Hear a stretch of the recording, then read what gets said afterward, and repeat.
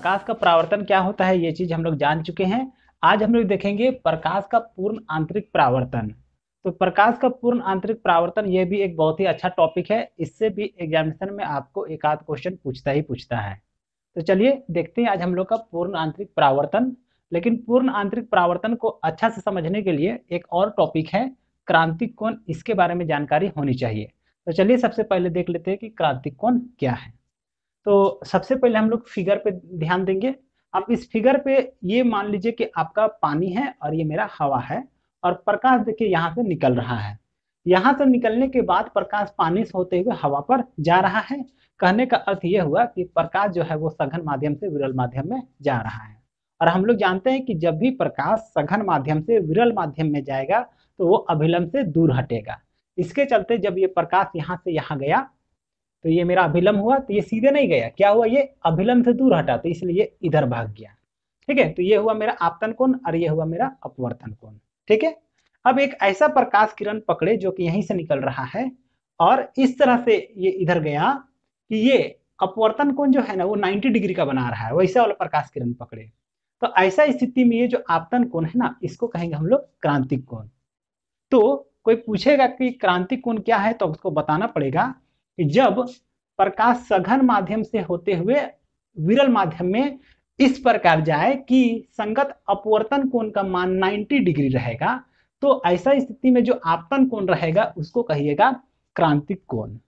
ठीक है, वही चीज को देखिए यहाँ पर लिखे हैं कि जब प्रकाश सघन माध्यम से विरल माध्यम में इस प्रकार जाए कि अपवर्तन कोण का मान 90 डिग्री हो तो संगत आपतन कोण क्रांतिक कोण कहलाता है। जैसे मैंने अभी आप लोग को बताया कि सघन से विरल में जाना इसका पहला कंडीशन है। दूसरा, इस तरह से जाए कि अपवर्तन कोण का मान कितना रहना चाहिए, 90 डिग्री रहना चाहिए। तो ऐसा स्थिति में ये जो संगत आपतन कोण बन रहा है, इसके साथ जो आपतन कोण बन रहा है इसी को कहिएगा हम लोग क्रांतिक कोण। ठीक है, अब चलिए समझते हैं कि हम लोग पूर्ण आंतरिक परावर्तन किसे कहते हैं। तो पूर्ण आंतरिक परावर्तन को चलिए सबसे पहले फिगर ही में समझ लेते हैं, उसके बाद यहाँ क्या लिखे हैं उसको देखेंगे। तो चलिए सबसे पहले यहाँ पे देखिए। तो देखिए इस बार फिर से एक प्रकाश किरण पकड़े और ऐसा पकड़े कि वो आपतन कोण इस क्रांतिक कोण से ज्यादा बना रहा है। क्रांतिक कोण मान लेते हैं कि ये जो C है वो 30 डिग्री है। तो हम कितना पकड़ेंगे, तो वह प्रकाश किरण पकड़ेंगे जो कि आपतन कोण इससे ज्यादा बना रहा है। कहने का मीनिंग 31 डिग्री भी बनाएगा ना तो भी चलेगा, 40 डिग्री बनाएगा तो भी चलेगा, 60 डिग्री बनाएगा तो भी चलेगा। तो ऐसे में से कोई भी प्रकाश किरण पकड़े, है ना, तो यहाँ से जब प्रकाश इस सतह पर टकराएगा तो ये जो प्रकाश है वो विरल माध्यम में नहीं जाएगा। कौन सा स्थिति पर, जब आपतन कोण क्रांतिक कोण से ज्यादा रहेगा तब ये प्रकाश जो है वो विरल माध्यम में नहीं जाएगा, सघन माध्यम में ही परावर्तित हो जाता है और इसी घटना को कहते हैं पूर्ण आंतरिक परावर्तन। तो चलिए पूर्ण आंतरिक परावर्तन को अच्छा से समझते हैं कि इसको लिखेंगे कैसे और बोलेंगे कैसे। तो बोलना पड़ेगा कि जब प्रकाश सघन माध्यम से विरल माध्यम में इस प्रकार जाए कि आपतन कोण का मान इस क्रांतिक कोण से ज्यादा रहेगा, तो ऐसा स्थिति में प्रकाश विरल माध्यम में ना जाकर के सघन माध्यम में ही परावर्तित हो जाती है। तो इसी घटना को कहते हैं हम लोग पूर्ण आंतरिक परावर्तन। और वही चीज को देखिए यहाँ पर लिख करके रखे हैं।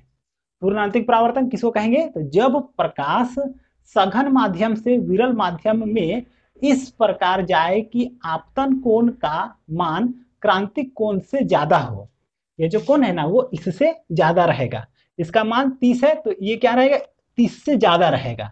तब ज्यादा हो तो प्रकाश विरल माध्यम में ना जाकर सघन माध्यम में ही परावर्तित हो जाए, तो यह घटना प्रकाश का पूर्ण आंतरिक परावर्तन कहलाता है। तो मेरे अंदाज से आप लोग को ये क्लियर हो गया होगा कि क्रांतिक कोण क्या है और पूर्ण आंतरिक परावर्तन क्या है। अब देखिए इसमें आपको क्वेश्चन पूछता है कि क्रांतिक कोण से आप क्या समझते हैं। तो इसका आंसर के लिए आपको ये फिगर बना लेना है और ये वाला को लिख देना है। इसमें दूसरा क्वेश्चन आपको इस तरह से पूछता है कि आप पूर्ण आंतरिक परावर्तन से क्या समझते हैं, तो उसके लिए भी ये फिगर बना लेना पड़ेगा और ये वाला स्टेटमेंट को लिख देना पड़ेगा। ठीक है, इसमें और आपको एक क्वेश्चन पूछ सकता है कि पूर्ण आंतरिक परावर्तन के लिए क्या शर्त है। तो पूर्ण आंतरिक परावर्तन के लिए क्या शर्त है, तो दो शर्त है। पहला, प्रकाश जो है वो सघन माध्यम से विरल माध्यम में जाना चाहिए, और दूसरा ये जो आपतन कोण है वो इस क्रांतिक कोण से ज्यादा होनी चाहिए। ठीक है, तो मेरे अंदाज से आज का ये पूरा टॉपिक आप लोग को समझ में आ गया होगा। तो आज के लिए इस वीडियो पर इतना ही।